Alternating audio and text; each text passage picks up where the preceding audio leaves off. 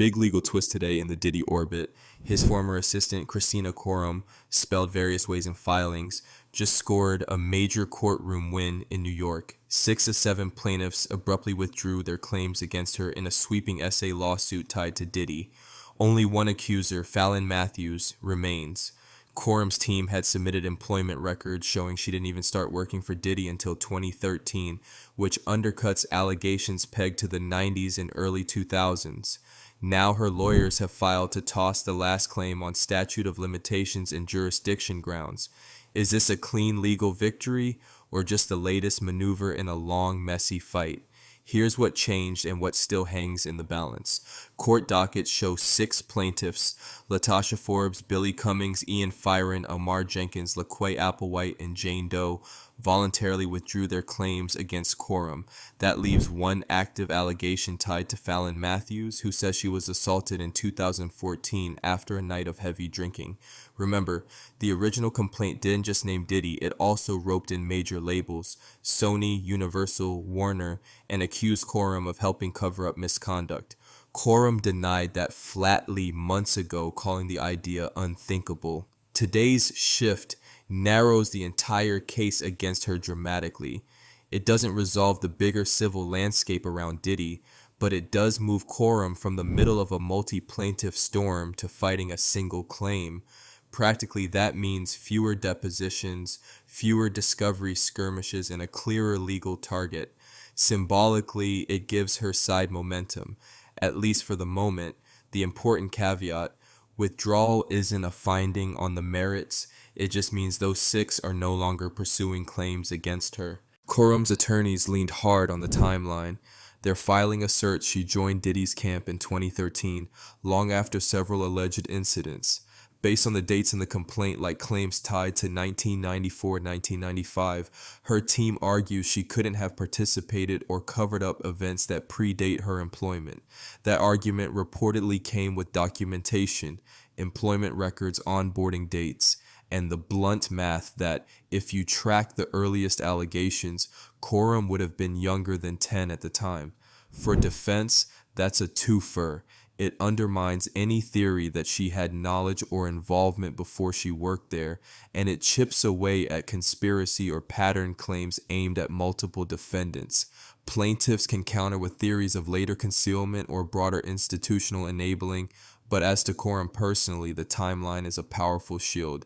It won't resolve everything, especially the 2014 allegations still standing, but it explains why 6 plaintiffs apparently reassessed their prospects and withdrew. With 6 gone, Khorrum's team moved to dismiss Matthews' 2014 claim. Their grounds: statute of limitations. The filing says the claim was brought too late under applicable law.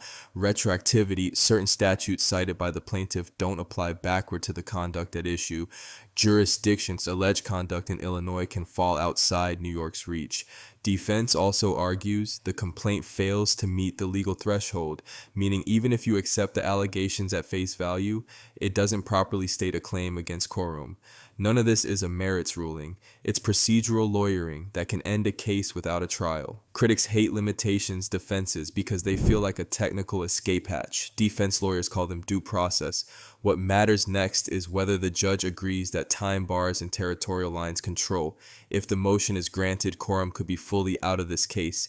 If denied, it moves to discovery and a tougher fight. We don't have sworn explanations for the withdrawals, only notices.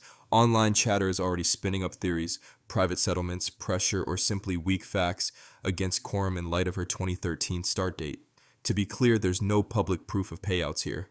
What we can say is the timeline evidence was a real problem for pre-2013 allegations, and multi-defendant cases often splinter when one party shows a clean alibi on timing.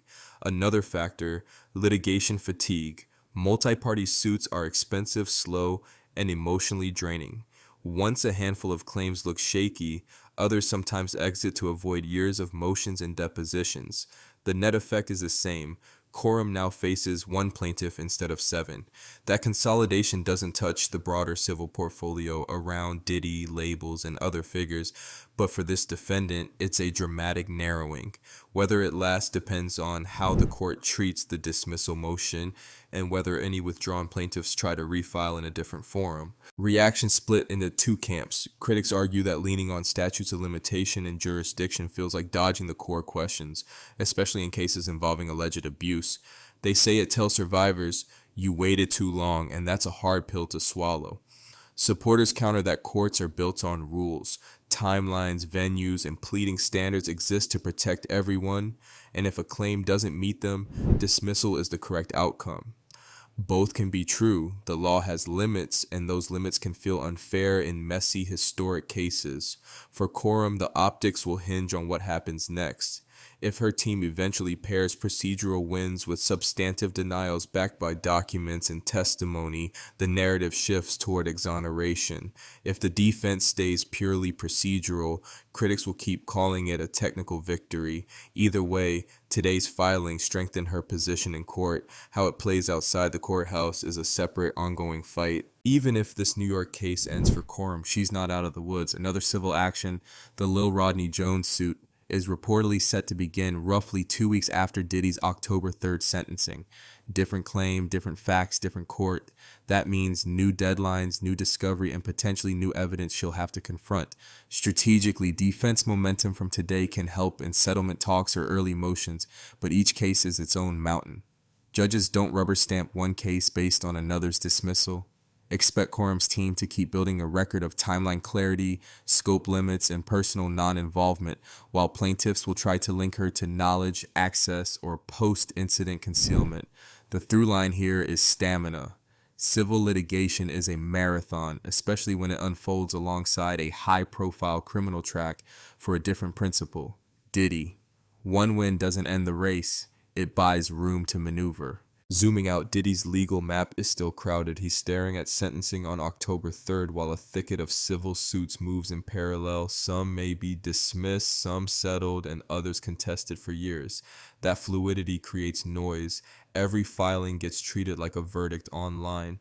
Today's development concerns Khorrum, not a criminal count against Diddy, but public perception doesn't always separate defendants cleanly. Add the earlier headlines about clemency talk, public PR pushes from attorneys, and the broader debate over industry accountability, and you get a climate where every procedural win or loss feels larger than it is. The point, this is far from over. Khorrum may carve out clean exits case by case, plaintiffs may regroup in new venues, Diddy's team will triage priorities around the sentencing clock. For viewers, the smart play is to track the actual court orders, not just the spin. The next decisive moment, how the judge rules on Matthews' claim. Bottom line, 6 of 7 claims against Khristina Khorrum are gone by withdrawal, not verdict. Her team is now asking the court to dismiss the final claim on time bar and jurisdiction grounds. If granted, she exits this case entirely. If denied, a focused fight begins. Separate suits are still pending, and Diddy's sentencing looms on October 3rd, so the legal drumbeat won't stop. For now, this is a clear swing in Khorrum's favor, not the end of the story. Watch the court docket, not the rumor mill. Drop your thoughts below, tap like if you want the next filing broken down fast, and subscribe so you don't miss the ruling.